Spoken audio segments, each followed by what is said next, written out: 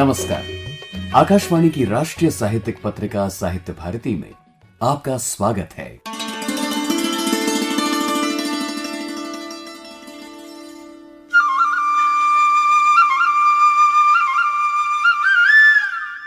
नए वर्ष में रेडियो पत्रिकाओं के साथ एक बात तो है, वैसे बात तो छोटी सी है, वस्तु इस जमाने में नगण्य सी भी है। अब इससे पहले कि आपको लगे कि ये पहेलियां क्यों बुझाई जा रही हैं, आपको बता देते हैं। वो चीज है दीवार पर टंगा कैलेंडर। जनवरी का पन्ना पलटते ही फरवरी की एक तिथि पर नजरें टिक सी गईं। आज ही के दिन यानी 02/02/2022 पर आंकड़ों का दुर्लभ अनूठा मिलन। साहित्यकारों में जिनका रुझान गणित सांख्यिकी की ओर है, वो इस तारीख पर कहानियां भी लिख सकते हैं, कथानक तक गढ़ सकते हैं। एक प्रसारण कर्मी लिखती तो है, पर अधिकांशतः आधिकारिक रूप से लेखक की श्रेणी में नहीं आती।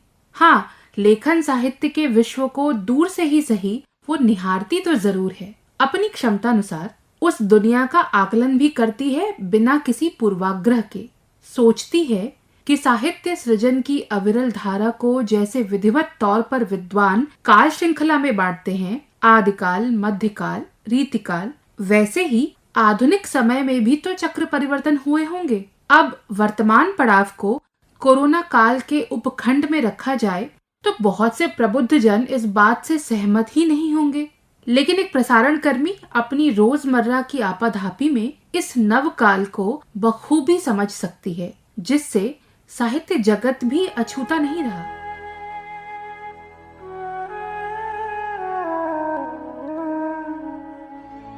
हुआ यूं कि पिछले सप्ताह कोरोना पॉजिटिव होने के नाते एक प्रसारण कर्मी अपने ही घर में कैद सा हो गया। ये सोचता हुआ कि आगामी पत्रिकाओं के लिए सामग्री कहां से ली जाए। फिर क्या था, भारतीय साहित्य से जुड़ी वेबसाइट्स खंगाली गईं और परिणाम निकले सकारात्मक।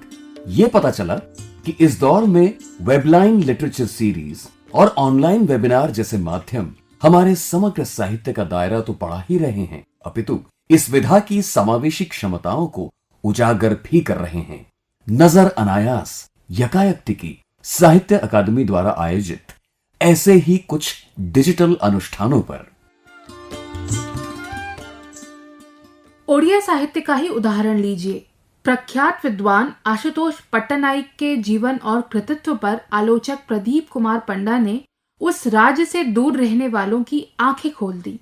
साथ साथ संताली लेखक कस्तूरी मुर्मू के व्यक्तित्व के बारे में एक परिसंवाद के माध्यम से देश विदेश में उनकी कीर्ति का उल्लेख हुआ। ज्ञानपीठ से सम्मानित सुविख्यात उपन्यासकार तक्काड़ी शिवशंकर पिल्लई के योगदान को लेखक रवि वर्मा नमपूरन ने बहुत खूबसूरती के साथ रेखांकित किया।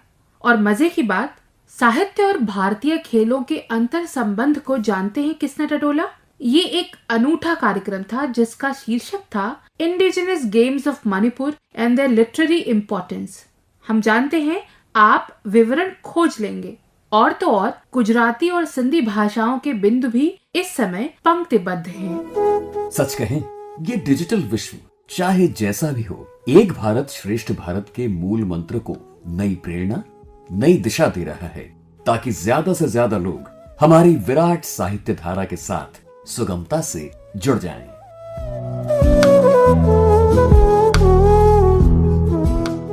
आजादी का अमृत महोत्सव के अंतर्गत पत्रिका की कोशिश होती है कि हमारे स्वाधीनता आंदोलन से जुड़े विभिन्न मील के पत्थर श्रोताओं के संज्ञान में लाए जाएं।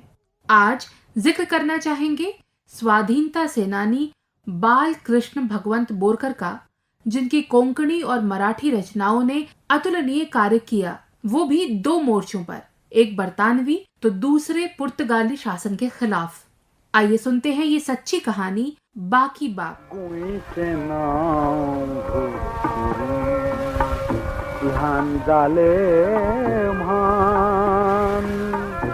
बनखणीची देवळा झाली लांबून दिवे प्राण।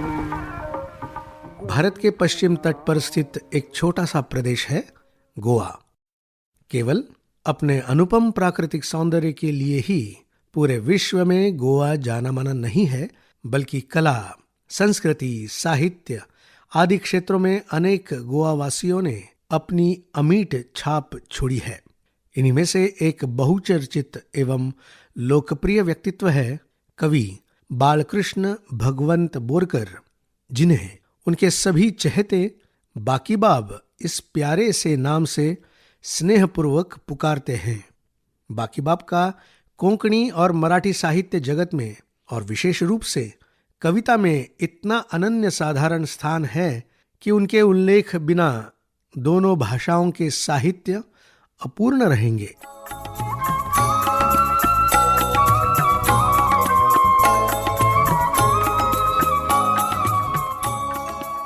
बोरकर जी की मातृभाषा कोंकणी थी। गोवा उस समय पुर्तगालियों के औपनिवेशक शासन के अधीन था। वर्ष 1955 में वे आकाशवाणी की सेवा में शामिल हो गए और 1970 में अपनी सेवा निवृत्ति तक वहां काम किया। बाकीबाब का पहला कविता संग्रह प्रतिभा 1930 में प्रकाशित हुआ था, परंतु कुछ वर्ष बाद जब डॉक्टर राम मनोहर लोहिया स्वतंत्रता आंदोलन की घोषणा करने के लिए 1946 में गोवा आए थे, तो सरकारी नौकरी छोड़ के बाकीबाब बिना किसी सूचना के स्वतंत्रता संग्राम में कूद पड़े। उनकी रचना गोयान लोहिया आइलो रे, यानी लोहिया गोवा आ गए हैं, काफी प्रसिद्ध हुई। वे पूरे दिल से आंदोलन में कूद पड़े और अपनी कविताओं के माध्यम से देशभक्ति फैलाने के अभियान को अंजाम दिया। ये गीत जो आप अभी सुनेंगे उसके कवि हैं स्वयं बाकीबाब बोरकर और संगीत तथा स्वर है पंडित जितेंद्र अभिषेकी जी का। गीत का भावार्थ है, गोवा का नाम रोशन करने के लिए छोटे लोग भी हुए महान, कारावास बने मंदिर और दीपक बने प्राण। रक्ताचे तेल करून रात जागयली ताणी, रात जागयली संसाराची शांत करून तान भागयली ताणी, तान भागयली धाय दिको गाता तांचे आयचे यशोगान, यशोगान गुणीचे नाव लहान जाले म्हान, बणखणीची देवळां जाली लामण दिवे प्राण। बाकीबाब की कविता के बारे में आइए जान लेते हैं आकाशवाणी पणजी के सेवानिवृत्त उप महानिदेशक तथा जिन्होंने बाकीबाब को बहुत करीब से देखा है ऐसे कोंकणी के जाने माने कवि श्री वेणी माधव बोरकर जी से। बाबू बोरकर सिर्फ वो गोवा के ही कवि नहीं थे, तो देखा जाए तो वो भारतीय स्तर के बहुत बड़े कवि थे। उस जमाने में जो माहौल था, यानी 1946-45, उस माहौल के उनसे उन्होंने बहुत ही इंस्पिरेशन लिया और कविता लिखी। 1946 वो पोर्चुगीज सरकार के एक शिक्षक रूप में वो कार्यरत थे। तो जब उस साल राम मनोहर लोहिया गोवा में आए, तब उन्होंने एक बहुत बड़ी सभा मडगांव में ली और वो सरकारी नौकर होने के बावजूद वहां गए और वहां से उन्होंने एक स्फूर्ति ली और बहुत कविताएं लिखी। उस कविताओं में वो देशभक्ति व्यक्त कर रहे थे। एक उनके बहुत मशहूर कविता है, शीर्षक है स्वातंत्र्याची सिंह गर्जना। त्रिवार मंगलवार आजला त्रिवार मंगलवार, स्वातंत्र्याची सिंह गर्जना आता इथे उठना। जब वो आंदोलन शुरू हुआ वो दिन था मंगलवार और उसको वो एड्रेस करके वो भाव व्यक्त कर रहे हैं। और एक कविता है महात्मा गांधी आयलो रे, एक कोंकणी भाषा में है। वो कहते हैं महात्मा गांधी आयलो रे, गोयात आमच्या पावलो रे, लोहियान हल्लो बावटो ताजो मडगांव शहरात लायलो रे। इसका मतलब ये है कि महात्मा गांधी हमारे इस भूमि में आए और वो जो उनका झंडा था वो लोहिया इधर लेके आए और मडगांव शहर है वहाँ उन्होंने लहराया और गोवा के लोग जो नेतृत्व थे वो उठ जाएंगे और इस क्रांति में शामिल हो जाएंगे, ऐसी भावना वो इधर व्यक्त कर रहे हैं। और एक कविता ऐसे है, या पुढे संपली निज ती काळ रात्र अंधारी पूर्वेसर अरुण रक्ताचा वृष्टि दिव्य संसारी, यानी अब वो जो काली रात है वो भाग जाएगी और उसी जगह एक अलग तरह का आलोक फैल जाएगा। इस तरह से उन्होंने ये अपना योगदान साहित्य को दिया और उसी तरह ये उन्होंने गोवा की स्वातंत्र और हमारे देश के स्वातंत्र दोनों को ही उन्होंने दिया। उनका जो योगदान है वो बहुत ही बड़ा मौलिक हम मान सकते हैं और मान सकते ही नहीं, वो बहुत मौलिक ही था। बाकी बाप बोरकर की कविता ने न सिर्फ साहित्य प्रेमियों को लुभाया बल्कि अनेक युवा कवियों के वे आदर्श रहे। ऐसे ही है गोवा के एक जाने माने युवा कवि और गजल लेखक दत्त प्रसाद जोग। स्वतंत्रता संग्राम में जिन लोगों ने अपना बलिदान दिया उनके प्रति उनका जो आदर था बाकी बाप के हृदय में, वो इस प्रकार प्रकट हुआ है कि दिव्यत्वाची जेथ प्रचिती तेथे कर माझे जुळती। जहाँ दिव्यत्व की प्रचिति आती है वहीं पर मेरे हाथ जुड़ जाते हैं, मैं उन्हें वंदन करता हूँ। ऐसा इसका अर्थ है कि यज्ञी जानी देवुनी निज शिर घडिले मानवतेचे मंदिर परिजयांच्या दहन भूमीवर नाही चिरा नाही पणती तेथे कर माझे जुळती। बलिदान के पश्चात उन हुतात्माओं के समाधि स्थल पर ना ही कोई दिया जलाता है, ना ही कोई स्मारक है। ऐसे दिव्यत्व की प्रचिति जब आती है तब उनके कर जुड़ जाते हैं, तब उनके हाथ जुड़ जाते हैं, ऐसा बाकी बाप का कहना है। स्वतंत्रता संग्राम के विषय में जब भी बाकी बाप ने लिखा, अत्यंत जोशपूर्ण पंक्तियां उन्होंने लिखी हैं। स्वातंत्र्याची सिंह गर्जना आता इथे उठणार, सह्य पर्वता भार्गव सिंधो उभारुनी हाथ, लाख मुखांनी ललकारुनिया द्या तिजला साथ। इस तरह से चाहे वो भारत की स्वतंत्रता संग्राम के विषय में हो, चाहे वो गोवा के स्वतंत्रता संग्राम के विषय में हो, बाकी बाप ने हमेशा अपने काव्य के द्वारा एक प्रेरणा, एक उत्साह लोगों के मन में जगाया है। और उनकी सबसे अच्छी पंक्तियां जब भारत का विभाजन हुआ और महात्मा गांधी जी की हत्या हुई तब उनकी पंक्तियां इस तरह से कहती हैं कि दुभंग झाली वास्तुदेवता दुर्गम झाली माया ममता। जो वास्तुदेवता थी वो भंग हो गई, जो माया और ममता थी वो दुर्गम हो गई। भावांच्या घावातून निघती नव्या विषाच्या सरी, घाव आपुल्या शिरी बापूजी घाव आपुल्या शिरी। देवते तुझा नमन पावला, मुक्ती देवते तुझा नमन पावला, विश्व पंचारती घेऊन रावला, विश्व पंचारती घेऊन रावला, विश्व पंचारती घेऊन रावला।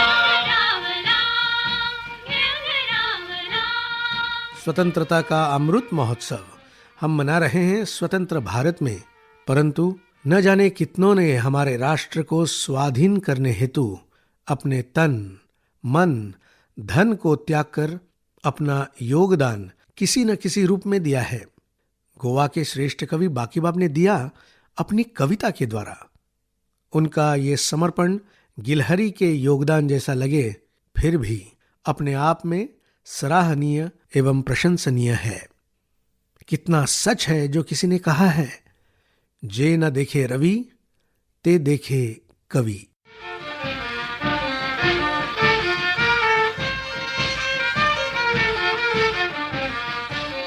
बाकी बाप लघु रूपक आपने सुना। वाचन स्वर साइश देशपांडे, आलेख और प्रस्तुति दामोदर आठलेकर, आकाशवाणी पणजी।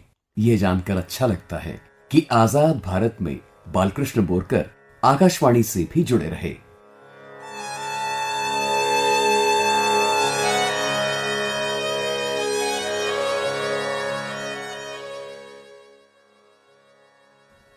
फरवरी को विश्व रेडियो दिवस है। सर्वविदित तथ्य है कि पिछले 9 दशकों के दौरान आकाशवाणी ने राष्ट्र की संस्कृति, यहाँ का साहित्य, यहाँ के मूल्यों को सहेजने, जन जन तक पहुँचाने में महत्वपूर्ण भूमिका निभाई है और ये संभव हुआ देश भर के केंद्रों में कार्यरत प्रसारण कर्मियों के अथक प्रयासों से, उनकी विस्तृत गहरी कार्यक्रम चेतना से। आखिर रेडियो प्रोग्राम का निर्माण किसी फाइन आर्ट, ललित कला से कम थोड़े ही है।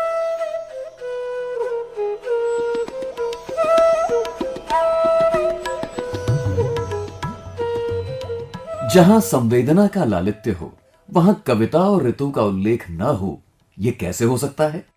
किसी भी प्रसारण कर्मी की कल्पनाशीलता के लिए दोनों सकारात्मक ईंधन का काम करते हैं। बसंत की धूप सेंकते हुए कालजयी पंक्तियां अपने आप उभरने लगती हैं। फिर एक बार एहसास होने लगता है कि वासंतिक काव्य में कितने विविध रंग हैं, कितने शेड्स हैं। एक और दिनकर कहते हैं, राजा वसंत वर्षा ऋतुओं की रानी, लेकिन दोनों की कितनी भिन्न कहानी।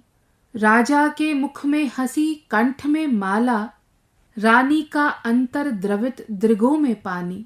वहीं अज्ञेय अपनी विशिष्ट शैली के साथ, सुनो सखी सुनो बंधु, प्यार ही में यौवन है यौवन में प्यार, आज मधुदूत निज गीत गा गया, जागो जागो जागो सखी वसंत आ गया जागो। सुभद्रा कुमारी चौहान एक अलग ही रंग भर देती हैं। वीरों का कैसा हो वसंत, आ रही हिमालय से पुकार, है उदधि गरजता बार बार, प्राची पश्चिम भू नभ अपार, सब पूछ रहे हैं दिग दिगंत, वीरों का कैसा हो वसंत, वीरों का कैसा हो वसंत। वसंत ऋतु के साथ मानव जीवन का अंतर संबंध संभवतः रचनाकारों ने हर भाषा बोली में छुआ है, अपने अपने अंदाज में। बेढप बनारसी तो चुटकी लेते वो पूछते हैं, कवियों का कैसा हो बसंत? हम तो कहेंगे प्रसारण कर्मियों का कैसा हो बसंत। कौन से वो बिंदु हैं जो मस्तिष्क में उभर रहे हैं? इसी बात पर मुंबई से हमारे साथ जुड़ रहे हैं प्रसारण कर्मी यूनुस खान। जब बसंत की बात आती है तो अनायास ही नजीर अकबराबादी याद आते हैं, जिन्होंने खूब लिखा है बसंत पर। उनकी एक रचना का हिस्सा है, करके बसंती लिबास सबसे बरस दिन के दिन, यार मिला आन कर हमसे बरस दिन के दिन, खेत पे सरसों की जाम सुराही मंगा, दिल की निकाली मियाँ हमने हविस के दिन, सबकी निगाहों में दी ऐश की सरसों खिला, साकी ने क्या ही लिया वाह ये जस के दिन। उन्होंने बसंत पर यूं भी लिखा कि फिर आलम में तशरीफ लाई बसंत, हर एक गुलबदन ने मनाई बसंत। और उसके आगे लिखते हैं कि मेरा दिल है जिस नाजनी पर फिदा, वो काफिर भी जोड़ा बसंती बना, सरापा वो सरसों का बने खेत सा, वो नाजुक से हाथों से गड़ुआ उठा, अजब ढंग से मुझ पास लाई बसंत, फिर आलम में तशरीफ लाई बसंत। हिंदी प्रदेशों में बसंत का मतलब है मां सरस्वती की उपासना और साहित्य। और ऐसे में मुझे याद आते हैं सूर्यकांत त्रिपाठी निराला और उनकी ये पंक्तियां कि सखी वसंत आया, सखी वसंत आया, भरा हर्ष वन के मन नवोत्कर्ष छाया, किसलय वसना नववय लतिका, मिली मधुर प्रिय उर तरुपतिका, मधुप वृंद बिंदी पिक स्वर नभ सरसाया, सखी बसंत आया।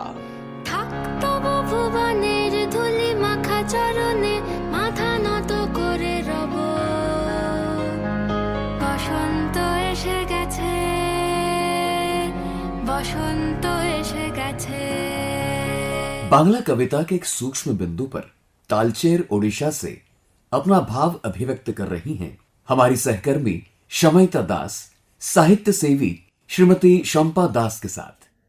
ये कविता मुझे बचपन से ही बहुत आकर्षक लगता है, क्योंकि इसका जो छंद है, इसको सुनते ही मेरे पाँव अपने आप थिरक उठते हैं। और इस कविता की रचना काजी नजरुल इस्लाम, जो विद्रोही कवि के नाम से जाने जाते हैं, उन्होंने की है। एक सुप्रसिद्ध साहित्यकार होने के साथ साथ वो एक बहुत महान रेडियो ब्रॉडकास्टर भी रहे हैं। इस कविता के माध्यम से कवि वसंत ऋतु के आगमन का एक बहुत ही सुंदर वर्णन देते हैं। कवि ने चारों ओर फैली वसंत ऋतु की छटा को राधा रानी के श्रृंगार की उपमा दी है।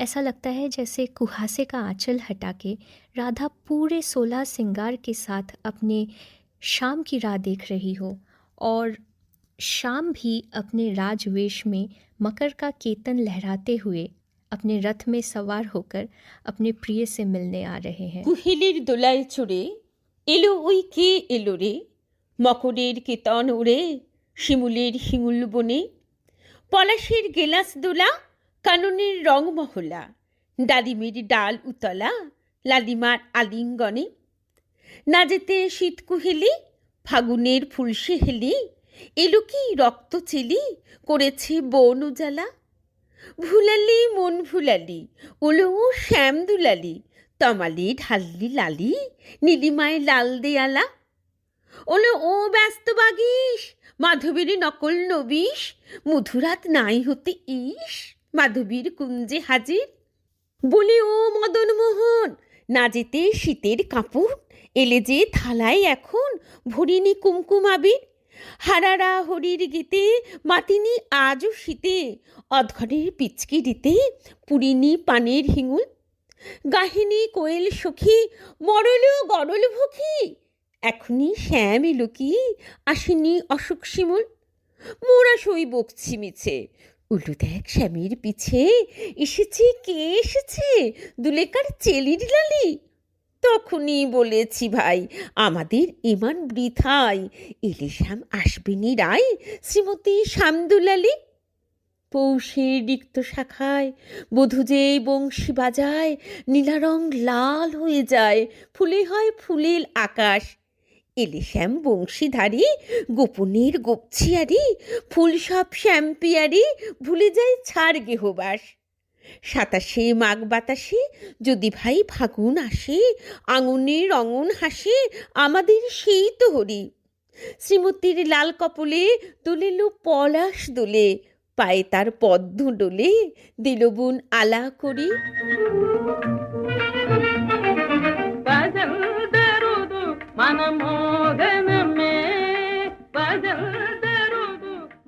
उत्सुकता हुई तमिल कविता को लेकर।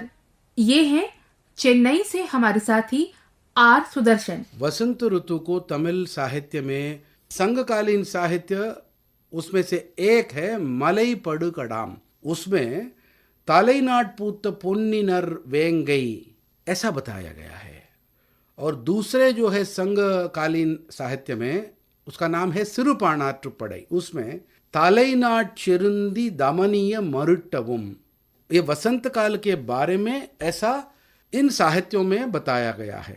और एक संघकालीन एक साहित्य है सीवक चिंतामणि। उसमें जो नायक है सीवकन, उसने 1 साल तक तप की। उस तप के बारे में इस तरह से व्याख्या की गई है। तीयुमिल तिंगल नान्गु एंद्र तोड़ंगी। 4 ऋतुओं को पहले वसंत ऋतु से उसको प्राधान्य देकर ये गाया गया है। ज्योतिष शास्त्र हो या एस्ट्रोनॉमी, उसके आधार पर मेष राशि के अंदर जब घुसता है, जब उसका प्रवेश होता है, इसी को वसंत ऋतु का प्रारंभ और नववर्ष भी मनाते थे तमिल लोग। और एक संघ साहित्य, उसका नाम है नेडुनलवाड़े। उसमें नकीरर जो कवि हैं वो ऐसा गाते हैं, तिन्निलै मरुपिन आड़ तलैयाग विण्णूर्ब तिरितरुम वींग सेलन मंडिलत। यानी कि जो मेष जैसा आकार वाला मेष राशि में सूर्य का प्रवेश होता है, तब से वसंत ऋतु और नववर्ष का प्रारंभ होता है। ये साहित्य हो या धर्म हो या पूजा हो, जो भी है, इन सब में वसंत ऋतु का व्याख्या तमिल साहित्य में खूब की गई है। अनेक शिल्प लेखन में भी नववर्ष और वसंत ऋतु के बारे में व्याख्या है। कांचीपुरम के जो ओलगलंद पेरुमाल जो मंदिर है, उसके जो शिल्प लेखन हो, या तंजावुर जिले का जो क्षेत्र बाल देवर वो जो मंदिर है, वहां का शिलालेख भी में भी वसंत ऋतु हो या नव वर्ष के बारे में खूब हमें जानकारियां मिलते हैं।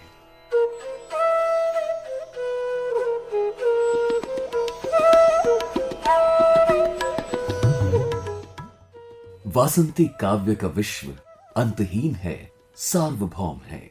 ये धारा दुनिया के हर रचनाधर्मी मनुष्य को एक सूत्र में पिरोती है, वसुधैव कुटुंबकम के मंत्र को साकार करती है, प्रेम और भाईचारे की भावना जागृत कर विश्व शांति की ओर इशारा करती है।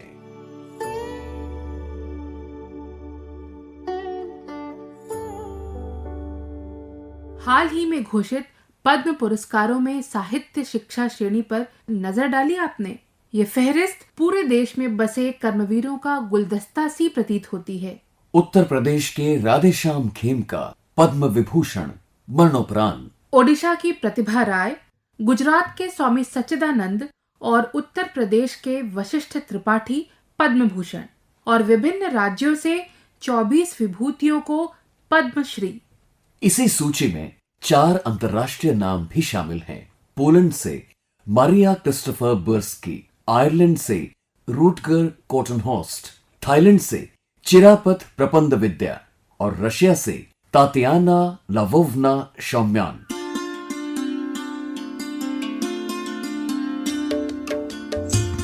वसंत ऋतु की शुरुआत में राजधानी को बेसब्री से इंतजार रहता है साहित्योत्सव का। इस वर्ष 10 मार्च से आयोजित होने वाले इस कार्यक्रम में बहुभाषीय वैचारिक मंथन में सम्मिलित होना अपने आप में एक विशेष अनुभव होता है।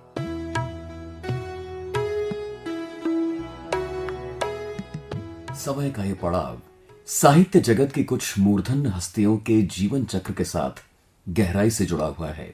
सुभद्रा कुमारी चौहान, निराला, माखनलाल चतुर्वेदी, कवि प्रदीप, कन्नड़ साहित्यकार D.R. बेंद्रे, मराठी साहित्यकार कुसुमाग्रज और बांग्ला साहित्यकार शंखो घोष के अतुलनीय योगदान को पत्रिका का नमन।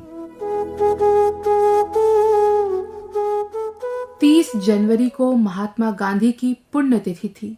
नमन उनके समग्र योगदान को, उनके लेखन को भी। राष्ट्रपति सचिवालय द्वारा प्रकाशित पुस्तक डोम ओवर इंडिया के लेखक अमन नाथ ने इसी पुस्तक में गांधी जी की सादगी और राष्ट्र प्रेम का उल्लेख किया है।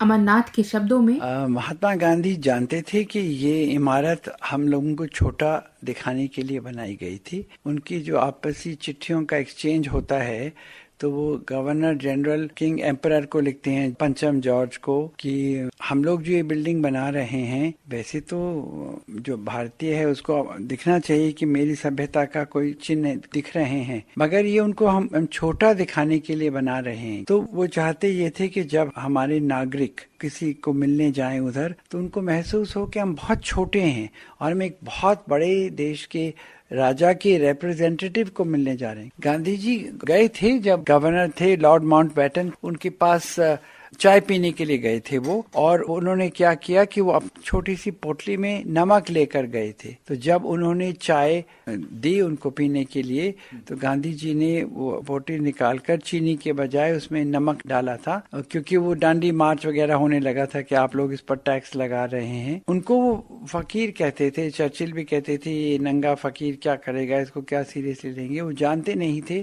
कि हमारे देश के अंदर जिस व्यक्ति के पास कुछ भी नहीं है उसे हम सबसे बड़ा मानते हैं। इसके साथ ही साहित्य भारती का ये अंक संपन्न होता है। मनोज माइंडकर और नवोदिता मिश्रा को अनुमति दीजिए। नमस्कार।